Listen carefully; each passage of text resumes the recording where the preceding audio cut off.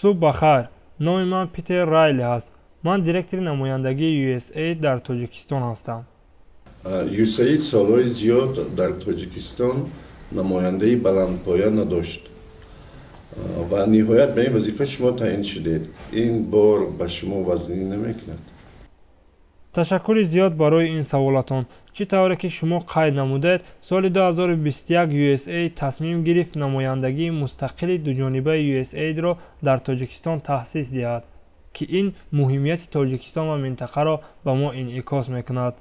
در گذشته USAID در تاجیکستان دفتر کاری داشت، لیکن آن از جانب دفتر منطقوی در قزاقستان اداره کرده میشد. اهمیت حضور نمایندگی دوجانبه در اینجا در آن است که آن به ما امکان بیشتری رابطه مستقیم با مردم تاجیکستان را فراهم می‌آورد. در جواب به سوال شما گفته میتوانم که برای من تعیین گردیدن به وظیفه دیرکتور دائمی نمایندگی USAID در تاجیکستان یک امتیاز است. این تعیینات خیلی خوب که مایه افتخار است و البته با مسئولیت کلان آمیخته است. من به تاجیکستان از تونس آمدم و در آنجا نیز به حیث اولین دیرکتور نمایندگی USAID پس از 25 سال نبودن نمایندگی تعیین شدم. تو آمدن به تاجیکستان درباره تاجیکستان معلومات داشتید یا نه؟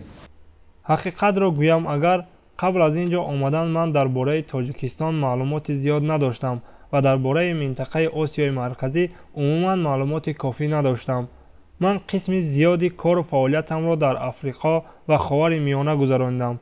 وقتی به من پیشنهاد کردند که به آسیای مرکزی بیایم، من خیلی زود راضی شدم.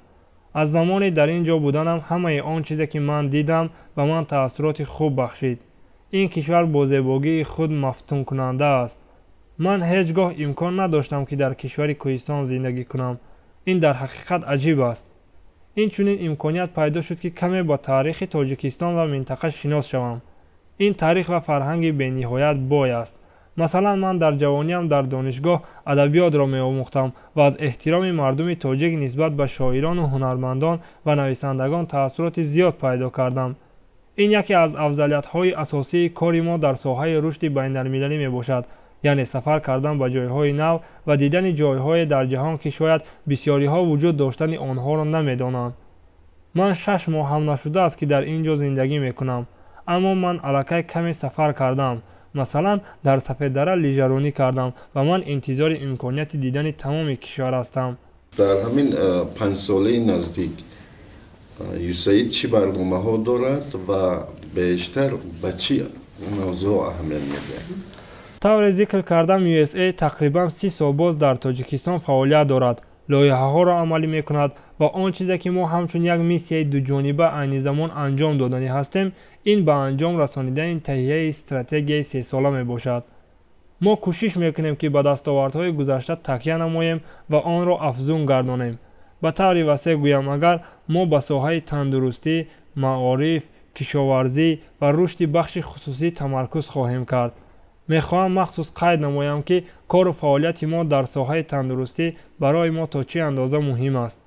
در دوام 1-2 سال اخیر ما به دستگیری کوشش‌های تاجیکستان در واکنش و پیشگیری کووید 19 توجه زیاد می‌دهیم. ما در تحویل تقریبا 3 میلیون وایه واکسن کووید 19 کمک کردیم و با وزارت تندرستی همکاری کردیم تا آنها توانند واکسن ها را در سراسر کشور قبول، نگهداری و پهن کنند. مثلا همگی 1 هفته پیش امکان داشتم که به طرف خوجند سفر کنم و در مراسم سپاریدن تجهیزات به بیمارخانه در کانی بادام اشتراک نمایم. بله، در سالهای 2021 و 2022 مرحله های مهمی زیادی بودند. ماه نوامبر سال 2021 USAID 60 سالگی خود را جشن گرفت و ماه ژانویه سال 2022 ایمیه و تاجیکستان 30 سالگی مناسبت های دو جانبه را جشن گرفتند.